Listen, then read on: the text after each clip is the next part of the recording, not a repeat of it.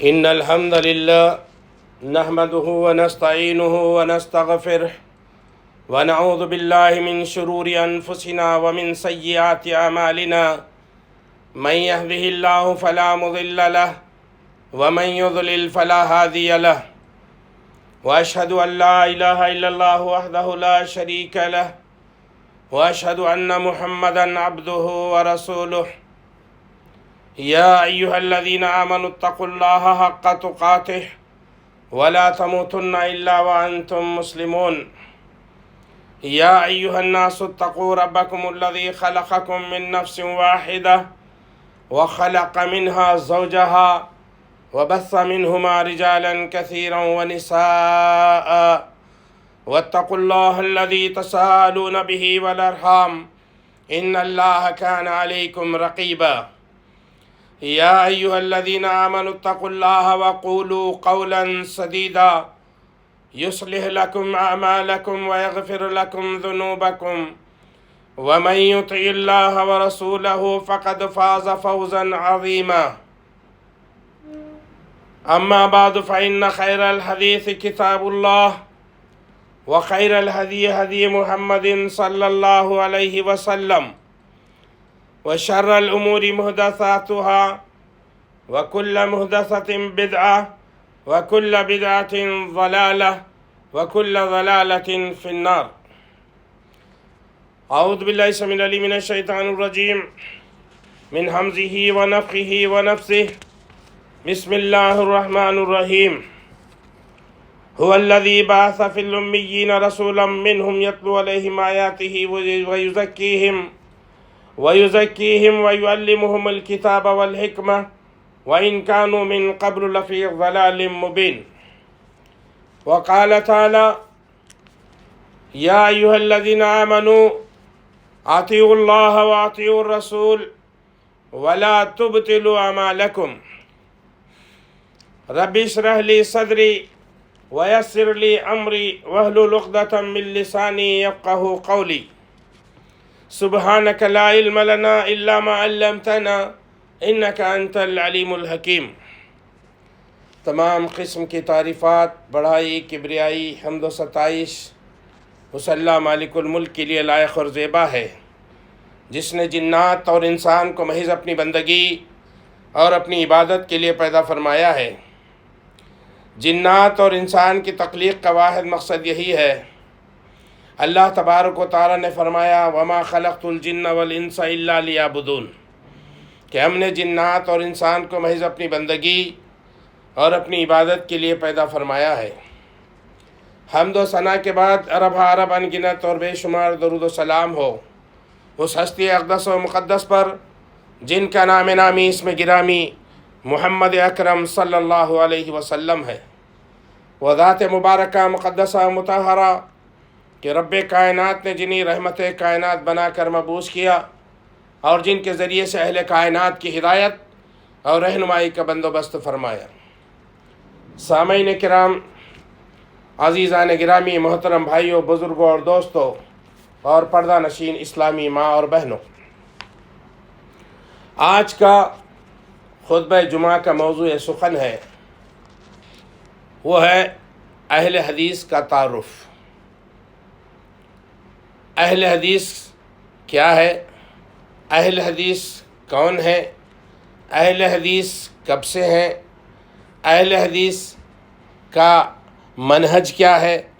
اہل حدیث کا عقیدہ کیا ہے؟ یہ ساری باتیں انشاءاللہ مختلف جمعوں میں آپ حضرات کے سامنے آئیں گی۔ ایک جمعے میں یہ خطبہ، یہ موضوع ختم ہونے والا نہیں ہے، اس کو 2-4 جمعے شاید لگ جائیں گے، لیکن انشاءاللہ ذرا تفصیل سے آپ حضرات کے سامنے اس کا تعارف کرنے کی کوشش کروں گا۔ دیکھیے، اللہ تبارک و تعالیٰ نے دنیا کو پیدا فرمایا، دنیا کی تخلیق کی، زمین و آسمان کو بنایا، اور پھر اللہ تبارک و تعالیٰ نے آسمان میں فرشتوں کو بسایا، اور پھر اللہ تبارک و تعالیٰ نے زمین میں جنات کو بھیجا، پھر اس کے بعد انسان کو بھیجا۔ سب سے پہلے انسان حضرت آدم، جو پہلے انسان بھی ہے، پہلے مسلمان بھی ہے اور پہلے نبی بھی ہیں، اللہ تبارک و تعالیٰ نے ان کو بھیجا اور اس کے بعد نبوت کا سلسلہ جاری کر دیا، انبیاء کو بھیجتا گیا، اس لیے کہ اللہ کے بندے جو زمین کے اندر ہیں ان کو اللہ تبارک و تعالیٰ کا پیغام پہنچائے، اللہ تبارک و تعالیٰ کی پہچان ان کو بتائے کہ اللہ کی ذات کیا ہے اور ان کے پیدا کرنے کا مقصد کیا ہے، کس طرح زندگی گزارنا ہے۔ اسی لیے اللہ تبارک و تعالیٰ نے وقتاً فوقتاً ہر دور میں انبیاء کو اور رسولوں کو بھیجتا رہا، اور ہر نبی کی امت پر یہ لازم اور فرض تھا کہ وہ اس نبی پر ایمان لائے اور پھر اس نبی کی اطاعت اور فرما برداری کرے، اس کی پیروی کرے۔ جو اس نبی پر ایمان لاتا اور اس کی پیروی کرتا، اس کی فرما برداری کرتا تو وہ مومن ہے، اور جو ایمان نہیں لاتا اور ان کی پیروی نہیں کرتا تو وہ مومن نہیں، کافر ہے۔ یعنی بات سمجھانا یہ ہے کہ ہر نبی کے زمانے میں اس نبی کی جو امت تھی، جو لوگ تھے، ان کے اوپر یہ ذمہ داری تھی، ان کے اوپر یہ لازم تھا، یہ فرض تھا کہ وہ اس نبی کی اطاعت کریں، کسی اور کی اطاعت نہیں کرنا ہے، صرف اس نبی کی اطاعت کرنا۔ تو پھر اللہ تبارک و تعالیٰ نے اس سلسلے کو جاری رکھتے ہوئے آخر میں جب نبوت کا سلسلہ ختم کرنا چاہا تو اللہ تبارک و تعالیٰ نے محمد رسول اللہ صلی اللہ علیہ وسلم کو آخری نبی، آخری پیغمبر، آخری رسول بنا کر کے مبعوث کیا۔ اب اس نبی کی امت اور پچھلے نبیوں کی امتیں محدود تھیں، پچھلے انبیاء جو بھی آئے وہ اپنی اپنی قوم کے لیے، اپنے اپنے علاقے کے لیے آئے، وہ نبی چلے گئے ان کی شریعت ختم، وہ رسول چلے گئے ان کی شریعت ختم، پھر اس کے بعد جو رسول آتے ایک نئی شریعت لے کر کے آتا۔ جو نبی جس قوم میں گئے اس نبی کی بات اس قوم کو ماننا ضروری تھا، بس اسی قوم کے لیے جو ہے نبی آئے تھے۔ لیکن اللہ کے رسول صلی اللہ علیہ وسلم کو جب اللہ تبارک و تعالیٰ نے نبی بنایا تو آپ پر نبوت کو ختم کر دیا، اور فرمایا اللہ تبارک و تعالیٰ نے قرآن میں نبی کے ذریعے سے کہ انا خاتم النبیین، میں آخری نبی ہوں۔ اللہ کے نبی صلی اللہ علیہ وسلم نے بھی فرمایا انا خاتم النبیین لا نبی بعدی، اب میرے بعد کوئی نبی نہیں آئے گا۔ اور اللہ کے رسول محمد رسول اللہ صلی اللہ علیہ وسلم کو اللہ تبارک و تعالیٰ نے ساری کائنات کا امام اور رسول بنا کر کے بھیجا، نبی بنا کر کے بھیجا۔ انی رسول اللہ علیکم جمیعا، میں کالوں کا نبی نہیں، میں صرف گوروں کا نبی نہیں، میں صرف عربوں کا نبی نہیں، میں عجموں کا نبی نہیں، انی رسول اللہ علیکم جمیعا، میں تمہارا سب کا نبی ہوں، تم سب کا نبی ہوں، گوروں کا بھی نبی، کالوں کا بھی نبی، اجمیوں کا بھی نبی، عربوں کا بھی نبی، ساری دنیا کا، ساری کائنات کا نبی، انسانوں کا، جنات کا، ہر ایک کا نبی بنا کر کے اللہ کے رسول صلی اللہ علیہ وسلم کو بھیجا گیا۔ تو اب ہم پہلے سنتے آئے کہ جو نبی بھی آیا اس قوم کو اس نبی کی ہی بات ماننا ہے، اس نبی کی ہی پیروی کرنا ہے، اس نبی کی ہی فرما برداری کرنا ہے، اس نبی ہی کی اطاعت کرنا ہے، اتباع کرنا ہے۔ تو یہاں پر کس کی اطاعت کرنا؟ اللہ کے رسول محمد رسول اللہ صلی اللہ علیہ وسلم کی اطاعت، آپ کی فرما برداری، آپ کی اتباع کرنا ہمارے اوپر فرض ہے، لازم ہے، فرض ہے نبی کی اطاعت کرنا۔ من یطیع الرسول فقد اطاع اللہ، اللہ نے کہا جس نے رسول کی اطاعت کی گویا اس نے اللہ کی اطاعت کی، اور اللہ نے خود فرما دیا ما آتاکم رسول فخذوہ وما نہاکم عنہ فانتہوا، رسول جو دے وہ لے لو اور جس چیز سے روکے اس سے رک جاؤ۔ تو یہاں پر اللہ کے رسول صلی اللہ علیہ وسلم کی اطاعت ہمارے لیے لازم اور ضروری ہے۔ آئیے ہم اب اپنے موضوع پر آتے ہیں کہ اہل حدیث کا تعارف کیا ہے۔ غور سے سنیں، باتوں کو سمجھانے کی میں کوشش کروں گا، سمجھانا میری ذمہ داری، سمجھنا آپ کی ذمہ داری، عمل ہم سب کی ذمہ داری۔ اہل حدیث یہ نام دو لفظوں پہ مرکب ہے، دو لفظوں سے مرکب ہے۔ پہلا لفظ ہے اہل۔ اہل کے معنی ہے والے۔ اہل کا معنی کیا ہے؟ والے، یعنی مثال کے طور پہ گھر والے، اہل و عیال۔ پہلے ہمارے بچپن میں ہم دیکھا کرتے تھے، شادی کا جب رقعہ لا کر کے دیتے تو اگر گھر والوں کو پوری فیملی کو دعوت دینا ہے تو اس پر آدمی کا نام لکھ کر کے نیچے لکھ دیتے کہ ما اہل و عیال، یعنی یہ صاحب جس کا نام لکھا گیا ہے آپ آئیں اور آپ کے ساتھ اہل و عیال کو بھی لائیں، اپنے گھر والوں کو بھی لائیں۔ اہل کے معنی والے، اہل کے معنی کیا ہے؟ والے۔ اور دوسرا لفظ حدیث۔ حدیث اللہ کے رسول صلی اللہ علیہ وسلم کی بات کو کہتے ہیں۔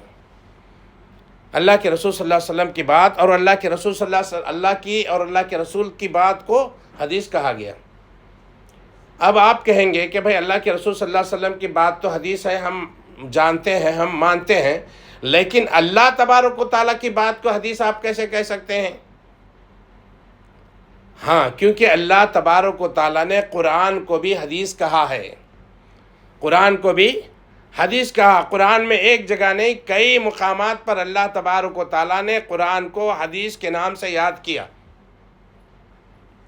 بہت سے مقامات پر۔ چند آیات میں آپ حضرات کے سامنے پیش کرتا ہوں۔ پہلی دلیل، پہلی آیت، فَلْيَأْتُوا بِحَدِيثٍ مِثْلِهِ إِن كَانُوا صَادِقِينَ، سورہ طور آیت نمبر 34۔ منکرین اگر سچے ہیں تو قرآن جیسی حدیث بنا کر لائیں۔ دوسری حدیث، دوسری آیت، أَفَمِنْ هَذَا الْحَدِيثِ تَعْجَبُونَ، سورہ نجم آیت نمبر 59۔ کیا تم اس حدیث یعنی قرآن کو سن کر تعجب کرتے ہو؟ تیسری دلیل، فَمَا لِهَٰؤُلَاءِ الْقَوْمِ لَا يَكَادُونَ يَفْقَهُونَ حَدِيثًا، سورہ نساء آیت نمبر 78۔ اس قوم کو کیا ہو گیا جو اس حدیث یعنی قرآن کو سمجھتے ہی نہیں۔ چوتھی دلیل، فَبِأَيِّ حَدِيثٍ بَعْدَ اللَّهِ وَآيَاتِهِ يُؤْمِنُونَ، سورہ جاثیہ آیت نمبر 6، آیت نمبر 6۔ پس اللہ اور اس کی آیات کے بعد یہ کون سی حدیث پر ایمان لائیں گے؟ پانچویں دلیل، وَمَنْ أَصْدَقُ مِنَ اللَّهِ حَدِيثًا، سورہ نساء آیت نمبر 87۔ اور اللہ تعالیٰ کی حدیث سے بڑھ کر کس کی حدیث صحیح ہوگی؟ دلیل نمبر 6، فَبِأَيِّ حَدِيثٍ بَعْدَهُ يُؤْمِنُونَ، سورہ مرسلات آیت نمبر 50۔ قرآن مجید جیسی حدیث ہوتے ہوئے کون سی حدیث پر ایمان لائیں گے؟ یعنی قرآن حدیث، قرآن جیسی بات، قرآن جیسا کلام ہوتے ہوئے تم اور کون سی حدیث پر، کس بات پر ایمان لائیں گے؟ ساتویں دلیل، ما کان حدیثا یفترا، سورہ یوسف آیت نمبر 111، 111۔ یہ حدیث یعنی قرآن من گھڑت نہیں، یہ اللہ کی طرف سے۔ دلیل نمبر 8، لَعَلَّكَ بَاخِعٌ نَفْسَكَ عَلَىٰ آثَارِهِمْ إِن لَّمْ يُؤْمِنُوا بِهَٰذَا الْحَدِيثِ أَسَفًا، سورہ کہف آیت نمبر 6۔ یہ لوگ اس حدیث یعنی قرآن پر اگر ایمان نہیں لائے تو شاید تم مارے غم کے اپنے نفس کو ہلاک کرنے والے ہو۔ دلیل نمبر 9، أَفَبِهَٰذَا الْحَدِيثِ أَنْتُم مُدْهِنُونَ، سورہ واقعہ آیت نمبر 81۔ پس کیا تم اس حدیث یعنی قرآن کے ساتھ سستی کرنے والے ہو؟ دلیل نمبر 10، فَذَرْنِي وَمَن يُكَذِّبُ بِهَٰذَا الْحَدِيثِ، سورہ قلم آیت نمبر 44۔ پس مجھے اور اس حدیث کو جھٹلانے والے کو چھوڑ دو۔ 11ویں دلیل، اللہ نزل احسن الحدیث، سورہ زمر آیت نمبر 23۔ اللہ نے بہترین حدیث یعنی قرآن نازل فرمایا ہے۔ ان تمام آیات میں اللہ تبارک و تعالیٰ نے قرآن مجید کو حدیث کہا اور رسول اللہ صلی اللہ علیہ وسلم کی بات کو بھی حدیث کہتے ہیں۔ لہذا اہل حدیث کا مطلب ہے اللہ اور اس کے رسول کی بات ماننے والے اور اس کے مطابق عمل کرنے والے۔ آپ مجھے بتائیے کون سا ایسا مسلمان ہے جو یہ کہتا ہو کہ میں قرآن حدیث کو نہیں مانتا. ہر کوئی کہتے ہیں کہ ہم قرآن حدیث کو مانتے ہیں. تو جو قرآن حدیث کو مانتا ہے وہ اہل حدیث ہے. اور اہل حدیث اصل میں صرف قرآن حدیث کو مانتا نہیں بلکہ اس کے مطابق عمل بھی کرتا ہے. یہ اہل حدیث ہے. اہل حدیث قرآن حدیث کو مانتا ہے اور اس کے مطابق عمل بھی کرتا ہے. تو یہ قرآن سے دلائل تھے. اب حدیث سے بھی دیکھیں کہ اللہ کے رسول صلی اللہ علیہ وسلم نے بھی قرآن کو حدیث کہا ہے. مشہور حدیث ہے جو ہر جمعہ کے خطبے میں ممبر پر پڑھی جاتی ہے. اللہ کے رسول صلی اللہ علیہ وسلم ہر جمعہ میں ہر خطبے میں ممبر پر یہ حدیث پڑھتے تھے. فَإِنَّ خَيْرَ الْحَدِيثِ كِتَابَ اللَّهِ وَخَيْرَ الْهَدِي هَدِي مُحَمَّدٍ صلی اللہ علیہ وسلم. کیا معنی اس کا؟ بے شک بہترین حدیث اللہ کی کتاب یعنی قرآن مجید ہے اور بہترین طریقہ محمد رسول اللہ صلی اللہ علیہ وسلم کا طریقہ ہے. اللہ کے رسول صلی اللہ علیہ وسلم کی حدیث بھی اللہ کی طرف سے وحی ہے، کیونکہ اللہ کے رسول صلی اللہ علیہ وسلم اپنی طرف سے کوئی بات نہیں بولتے. اللہ تعالیٰ نے فرما دیا سورہ نجم کے اندر، سورہ نجم آیت نمبر 3 اور 4، وَمَا يَنْتِقُ عَنِ الْهَوَىٰ إِنْ هُوَ إِلَّا وَحْيٌ يُوحَىٰ. نبی اپنی طرف سے کچھ نہیں بولتے، وہ جو بھی بولتے ہیں اللہ کی طرف سے وحی ہوتی ہے. تو لہٰذا قرآن بھی اللہ کی طرف سے نازل ہوا اور حدیث بھی اللہ کے رسول کی حدیث بھی اللہ کی طرف سے نازل شدہ. ایک حدیث میں ہے مشکات میں غالباً حضرت حسان رضی اللہ تعالیٰ عنہ سے روایت ہے کہ وہ فرماتے ہیں حضرت جبرائیل علیہ السلام جس طرح قرآن لے کر اللہ کے نبی کے پاس نازل ہوتے تھے اسی طرح حدیث بھی لے کر کے نازل ہوتے تھے. اور اللہ کے رسول صلی اللہ علیہ وسلم نے بھی فرمایا الا انی اوتیت القرآن ومثلہ معہ، خبردار بے شک میں قرآن دیا گیا ہوں اور اسی جیسی ایک اور چیز یعنی حدیث. قرآن اور حدیث دو بھی اللہ کی طرف سے نازل شدہ، کیونکہ اللہ کے نبی اپنی طرف سے نہیں بولتے. تو لہٰذا قرآن اور حدیث اللہ کی طرف سے نازل شدہ. اور اللہ تبارک و تعالیٰ نے کیا فرمایا؟ پہلے شروع میں جو میں نے آیت تلاوت کی سورہ جمعہ آیت نمبر 2، هو الذی بعث فی الامیین رسولا منہم یتلو علیہم آیاتہ ویزکیہم ویعلمہم الکتاب والحکمہ وإن کانوا من قبل لفی ضلال مبین. وہی ہے جس نے ان پڑھوں میں اپنا رسول بھیجا جو ان کو اللہ پاک کی آیات پڑھ کر سناتا ہے اور اپنی مقدس تعلیم سے ان نفسوں کا تزکیہ کرتا ہے اور ان کو کتاب اور حکمت سکھلاتا ہے. بے شک اس کے تشریف لانے سے پہلے یہ لوگ کھلی گمراہی میں تھے. تو یہاں پر اس آیت میں اللہ تبارک و تعالیٰ نے کیا فرمایا کہ وہ اللہ کی آیتیں پڑھ کر سناتے ہیں اور اپنی مقدس تعلیم سے ان کے نفسوں کا تزکیہ کرتے ہیں اور ان کو کتاب اور حکمت سکھاتے ہیں. کتاب اور حکمت سے مطلب کیا ہے؟ کتاب سے مراد قرآن ہے اور حکمت سے مراد حدیث، اللہ کے رسول صلی اللہ علیہ وسلم کی بات. حکمت تو یعنی قرآن اور حدیث سکھاتے تھے کس کو؟ صحابہ کو. اور صحابہ بھی کس چیز کو پہنچائے؟ قرآن اور حدیث کو آگے پہنچائے، تابعین تک، تبع تابعین، تابعین تبع تابعین تک پہنچائے. اس کے بعد یہ سلسلہ جاری ہے اور آج تک وہ سلسلہ چل رہا. قرآن حدیث کی تعلیمات چل رہے ہیں کسی ایک گروہ کے پاس. قرآن حدیث کب سے ہے؟ اللہ کے نبی کے زمانے سے ہے. یہ بات کی ایجاد نہیں ہے. لوگ کہتے ہیں کہ اہل حدیث یہ ایک نئی جماعت ہے، یہ بعد میں پیدا ہوئی سو ہے، یہ جو ہے انگریزوں کی اولاد ہے، انگریزوں کی پیداوار ہے. تو میرے بھائیوں اگر قرآن حدیث انگریزوں کے زمانے میں اگر شروع ہوئی تو ہم جب سے ہیں. اگر قرآن و حدیث اللہ کے رسول صلی اللہ علیہ وسلم کے زمانے سے ہے تو پھر قرآن حدیث جب سے ہے تو اہل حدیث بھی جب سے ہے. کیونکہ قرآن حدیث اہل حدیث کا معنی ہم نے سمجھ کے آ گئے کہ قرآن حدیث کا معنی اللہ اور اللہ کے رسول کی بات کو ماننا اور اس کے مطابق عمل کرنا، اس کو اہل حدیث کہتے ہیں. اللہ کے نبی صلی اللہ علیہ وسلم کے زمانے میں صحابہ کس چیز کو مانتے تھے؟ قرآن حدیث کو مانتے تھے. تو کیا وہ اہل حدیث نہیں ہوئے؟ حدیث میں بھی آیا ہے، انشاءاللہ میں کبھی بتاؤں گا آپ کو، حدیث میں بھی آیا کہ صحابی کے زبان سے لفظ اہل حدیث نکلا ہے۔ صحابی نے کہا اپنے شاگردوں کو، تم لوگ ہمارے بعد اہل حدیث اہل الحدیث ہوں گے، تم ہی اہل الحدیث ہوں گے ہمارے بعد۔ تو اہل حدیث کا لفظ صحابی کی زبان سے نکلا۔ قرآن حدیث کو ماننے والا اہل حدیث، اس پر عمل کرنے والا اہل حدیث۔ تو قرآن اور حکمت، قرآن اور حدیث سکھاتے تھے اللہ کے نبی صلی اللہ علیہ وسلم۔ تو اللہ کے رسول صلی اللہ علیہ وسلم کی حدیث نبوی کے حجت ہونے کے متعلق یہ آیت کریمہ ایسی کھلی دلیل ہے جس کا انکار صرف وہی لوگ کرتے ہیں جن کے دل نور ایمانی سے خالی ہیں۔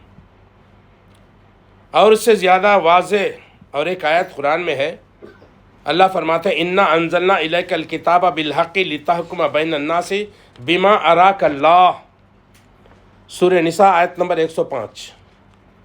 اے نبی، بے شک ہم نے یہ کتاب یعنی قرآن آپ کی طرف حق کے ساتھ اتارا تاکہ آپ اللہ کی ہدایات کے مطابق لوگوں کے درمیان فیصلہ کریں۔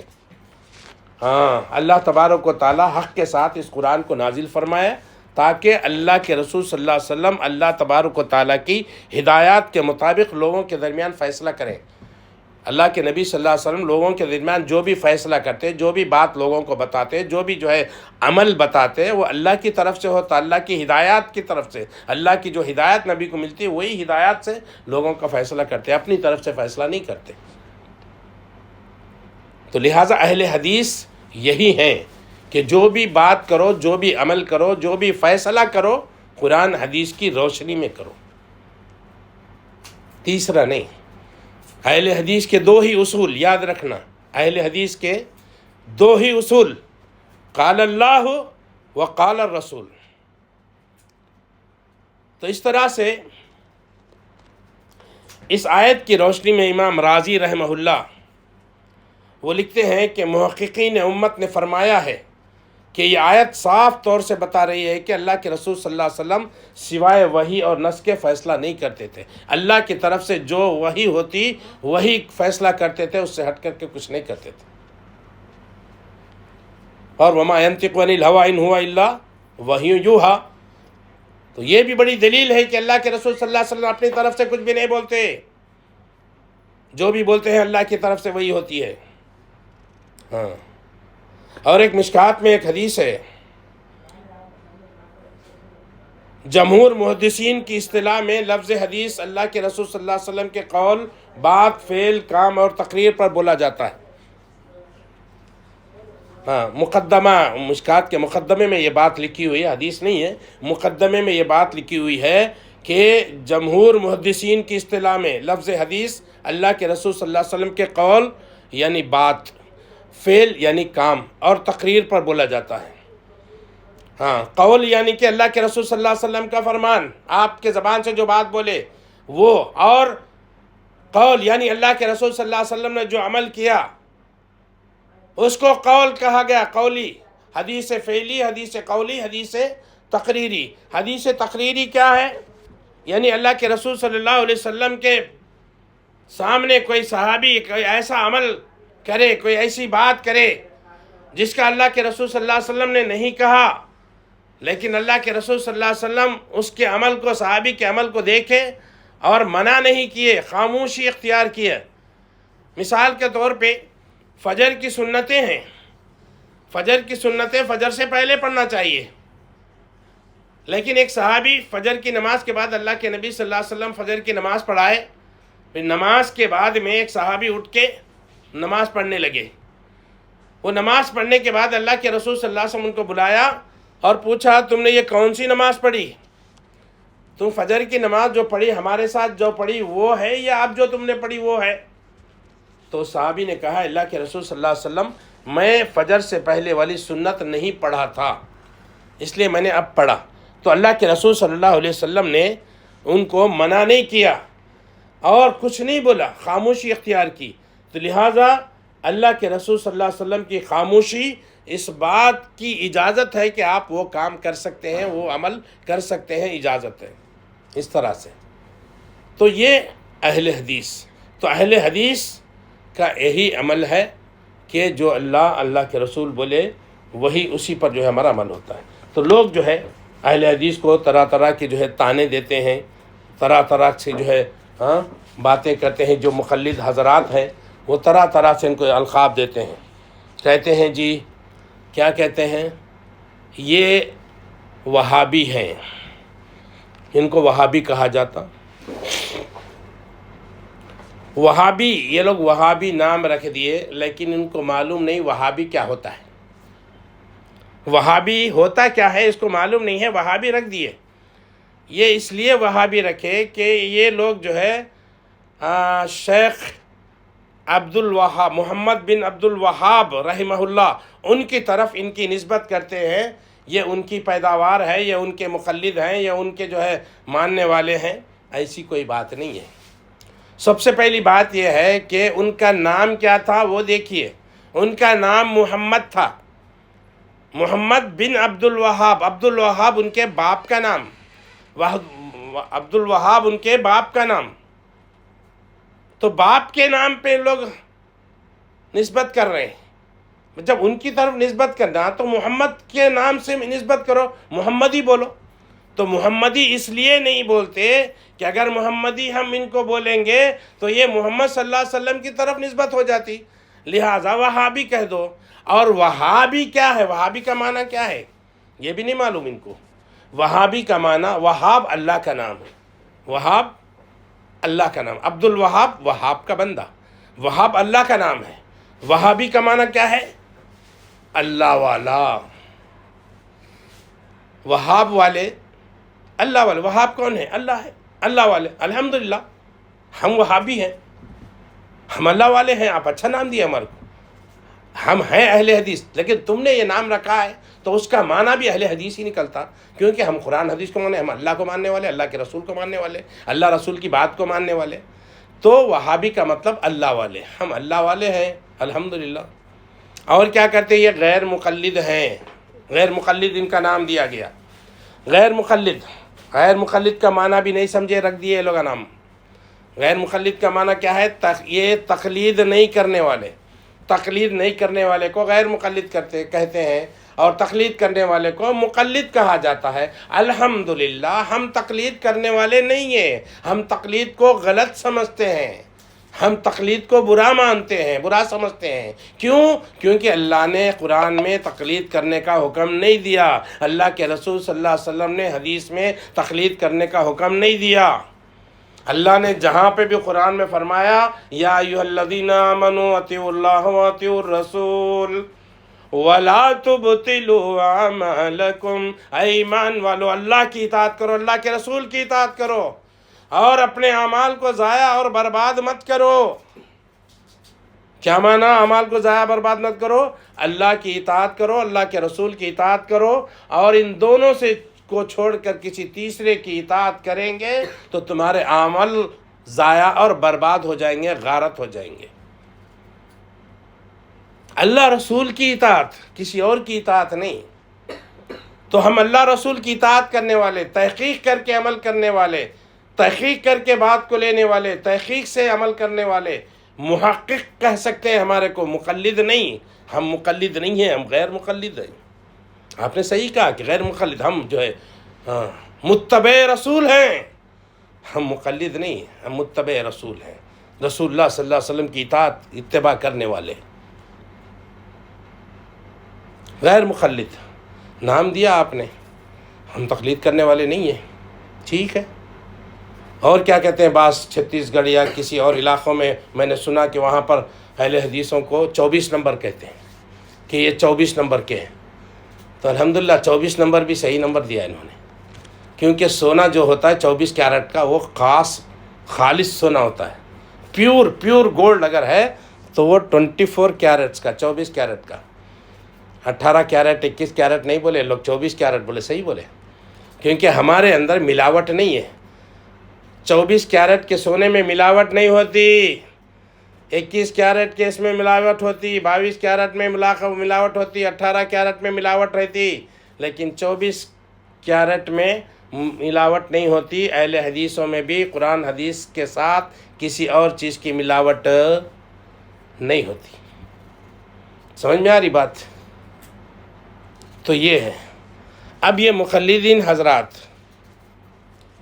تھوڑا سا بات ان کی آ گئی ہے، تو ایک مثال جو ہے تقلید کی میں بتاتے ہوئے انشاءاللہ آگے چلنے کی کوشش کروں گا.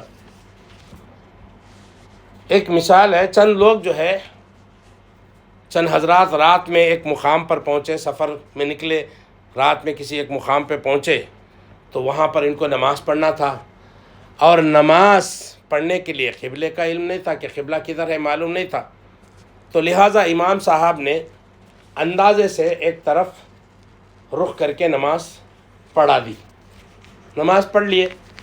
اب دوسرے دن صبح جب سورج نکلا تو پتہ چلا کہ رات میں جو نماز پڑھے وہ مشرق کی طرف تھی، مشرق کی طرف پڑھی گئی تھی، مغرب کی طرف نہیں پڑھی گئی.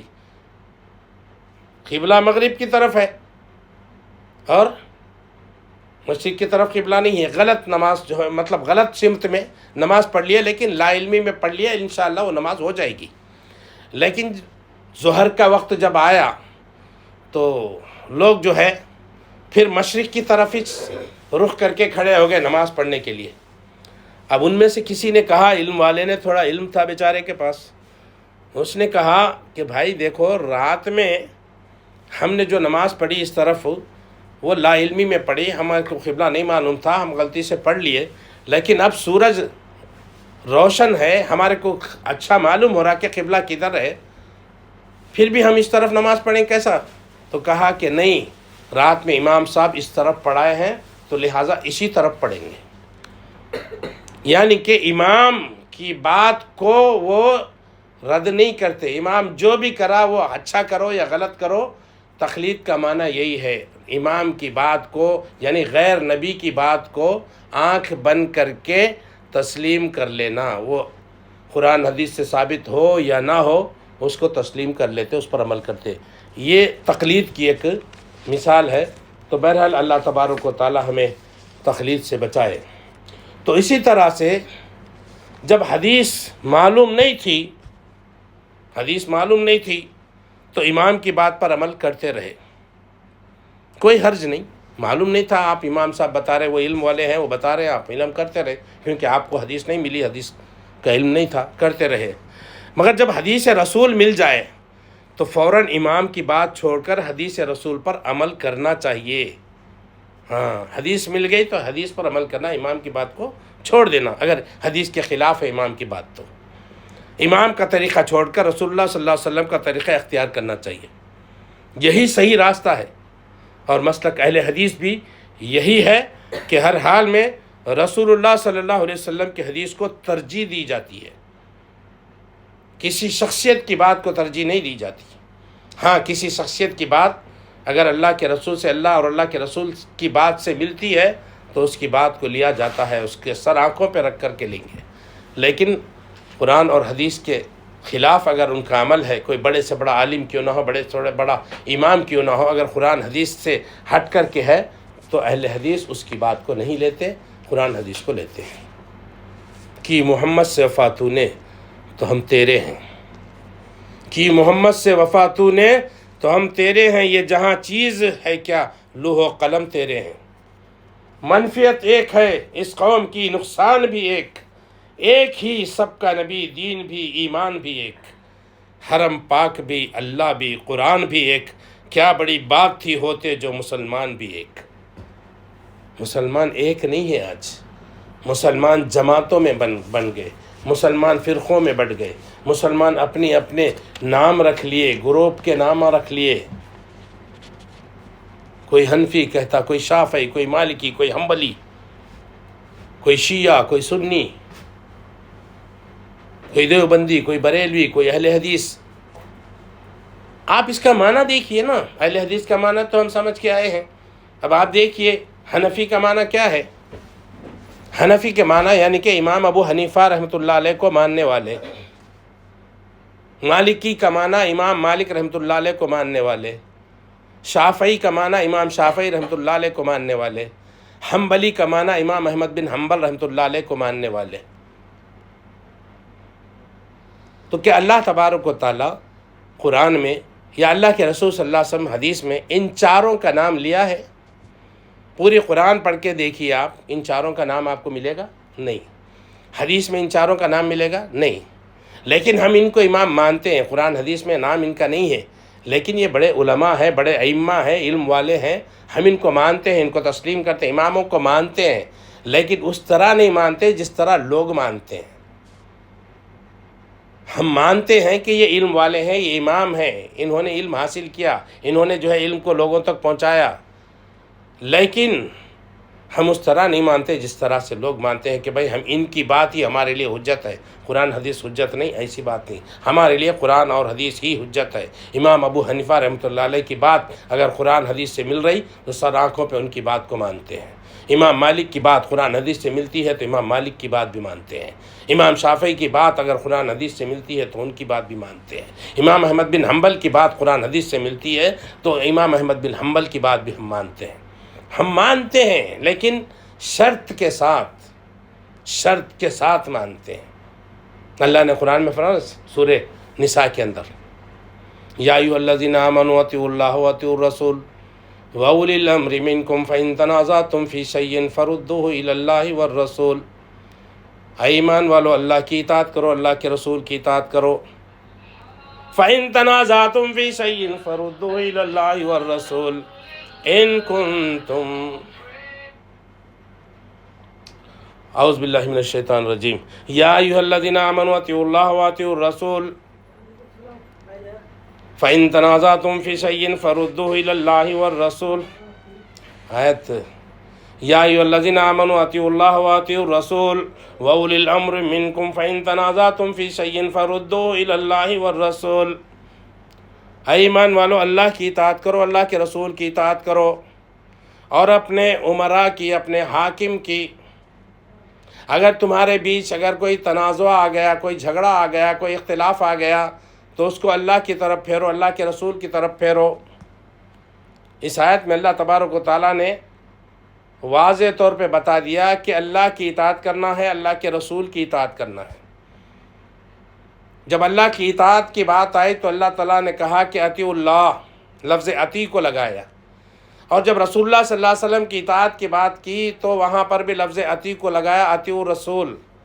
اور جب اولی الامر کی بات آئی، اپنے حکمرانوں کی، اپنے جو ہے، آپ امام کا معنی بھی لیتے ہیں تو امام کا بھی اگر آپ لے لیں معنی کوئی بات نہیں، لیکن وہاں پر لفظ اطیع نہیں لگا، اللہ تعالیٰ نے وہاں لفظ اطیع نکال دیا۔ تو اس سے کیا مطلب ہے کہ اللہ کی اطاعت بغیر شرط کے، نو کنڈیشن، وداؤٹ کنڈیشن، اور اللہ کے رسول کی اطاعت نو کنڈیشن، وداؤٹ کنڈیشن ماننا ہے۔ لیکن جب آپ اپنے امراء کی، اپنے حاکم کی، اپنے امام کی بات سننا ہے تو شرط وہاں پہ لگا دی، شرط، لفظ اطیع کو نکال دیا۔ اس کا معنی مفسرین نے لکھا کہ جب ان کی بات ماننا ہے تو قرآن حدیث کی روشنی میں ماننا ہے۔ ان کی بات اللہ اور اللہ کے رسول کی بات سے ملتی ہے تو ان کی بات کو مانو، ورنہ ان کو چھوڑ دو۔ فَإِن تَنَازَعْتُمْ فِي شَيْءٍ، اگر تمہارے بیچ اختلاف آ گیا، جھگڑا آ گیا تو اس کو اللہ اور اس کے رسول کی طرف پھیرو، امراء کی طرف پھیرو نہیں بولا اللہ تعالیٰ، پھر یہاں پہ نکال دیا امراء کی بات کو، امیر کی، امراء کی، اور جو ہے امام کی بات کو نہیں لائے پھر اللہ تعالیٰ نے۔ اختلاف آیا تو صرف اللہ کی طرف پھیرو، اللہ کے رسول کی طرف۔ اللہ کی طرف پھیرنے کا مطلب قرآن کی طرف، قرآن میں مسئلے کو دیکھو، مل جائیں گا آپ کو۔ قرآن میں نہیں ملا، اللہ کے رسول صلی اللہ علیہ وسلم کے حدیثوں میں اس کو تلاش کرو، مل جائیں گا۔ لیکن کسی امام کی طرف دیکھو، امام کی طرف پھیرو نہیں بولا اللہ تعالیٰ، سمجھے نہیں؟ تو اس طرح سے یہ تقلید کا حکم نہ قرآن میں ہے نہ حدیث میں ہے، جو بھی ہے اللہ تبارک و تعالیٰ نے قرآن اور حدیث، قرآن میں کئی جگہ پر اطیعوا اللہ و اطیعوا الرسول کا بات کہی کہ اللہ کی اطاعت، اللہ کے رسول کی اطاعت۔ قرآن میں کہیں پہ بھی نہیں کہا کہ آپ کسی امام کی اطاعت کرو، کسی شخصیت کی اطاعت کرو، نہیں، اللہ کی اطاعت، اللہ کے رسول، یہی اہل حدیث ہے، یہی اہل حدیث ہے۔ اس سے آپ کو چڑ ہے؟ قرآن حدیث پہ ہم عمل کرتے ہیں، قرآن حدیث کی ہم دعوت دیتے ہیں، آپ کو یہ چیز پسند نہیں آتی؟ میرے بھائی سوچئے، ٹھنڈے دل سے سوچئے، غلط بات نہیں، کسی شخصیت کی طرف ہم نہیں بلائیں گے، ہمارے بھی جو ہے ائمہ ہیں، ہمارے بھی جو ہے علماء ہیں، ہم ان کی طرف نہیں بلاتے۔ اہل حدیث کا عقیدہ یہ ہے کہ اہل حدیث کا کوئی عالم اگر قرآن حدیث کے خلاف اگر کوئی غلط بات بولتا ہے تو اس کی بات کو بھی ہم رد کر دیتے، اس کی بات کو بھی نہیں لیتے۔ نہیں جی ہمارے علیم صاحب ہیں، ہمارے اہل حدیث عالم ہیں، بڑی ہم ان کو ہاتھ جوڑ کے ہاتھ باندھ کے ان کی بات تسلیم کر لیں گے، نہیں۔ اطیعوا اللہ و اطیعوا الرسول، اہل حدیث کے دو ہی اصول، قال اللہ و قال الرسول۔ تو اللہ تبارک و تعالیٰ سے دعا ہے اللہ مجھے اور آپ کو انشاءاللہ مزید باتیں اور اگلے جمعہ میں آپ حضرات کے سامنے انشاءاللہ رکھنے کی کوشش کروں گا۔ اللہ تبارک و تعالیٰ سے دعا ہے اللہ مجھے آپ کو اور تمام مسلمانوں کو قرآن و حدیث کو لازم پکڑنے اور اس کے مطابق عمل کرنے کی توفیق عطا فرمائے، اور جو تقلید جو لوگ کر رہے ہیں اس کو چھوڑنے کی توفیق عطا فرمائے۔ ہم چڑھتے نہیں آپ سے، ہم امام ابو حنیفہ سے ہماری چڑ نہیں ہے، امام ابو حنیفہ کو ہم امام مانتے ہیں، لیکن میرے بھائیوں قرآن حدیث جو ہے اعلیٰ ہے، اسی کو ماننا ہے، اسی کے مطابق عمل کرنا ہے۔ امام ابو حنیفہ کی کوئی بات لیں گے، کوئی بات چھوڑ دیں گے، بات ابھی آگے انشاءاللہ باتیں بہت سی آئیں گی، تفصیل کے ساتھ بتانے کی کوشش کروں گا۔ اللہ سے دعا ہے اللہ مجھے اور آپ کو کہنے سننے سے زیادہ عمل کرنے کی توفیق عطا فرمائے۔ وآخر دعوانا ان الحمد للہ رب العالمین۔ اقول قولی ھذا واستغفر اللہ لی ولکم واستغفروہ انہ هو الغفور الرحیم۔